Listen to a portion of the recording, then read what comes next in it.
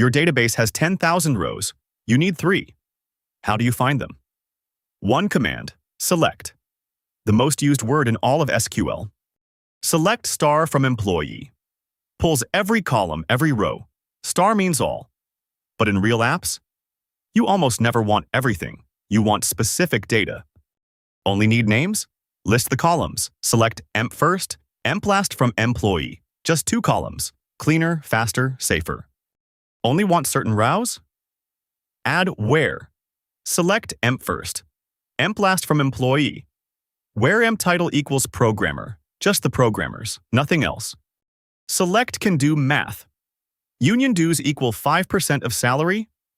Salary times 0.05. New column, calculated live. Use A's to name it dues. Need to combine text? Select emp last, comma space, emp first. As full name. Boom. Smith, John. 1 field. Or use concat. Same result, cleaner syntax. Where conditions have 3 parts. Field name, comparison operator, value. True, the row shows up. False, it's gone. 9 operators to know. Equals, not equals, less than, greater than. Between 2 values, in a list, and like, for pattern matching. Master these, you master filtering. Everyone over 50 grand?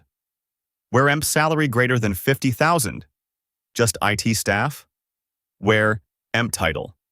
In analyst, programmer. In beats writing 3 or conditions. Need both conditions true. Use and. It staff and paid over 50 grand. Need either. Use or. Managers. Or anyone over 100 grand.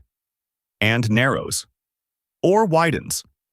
Don't know the exact value? Like plus wildcards. Percent sign matches anything.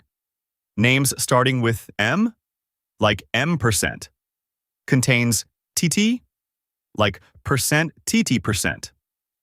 Wildcards only work with like. You now read any database.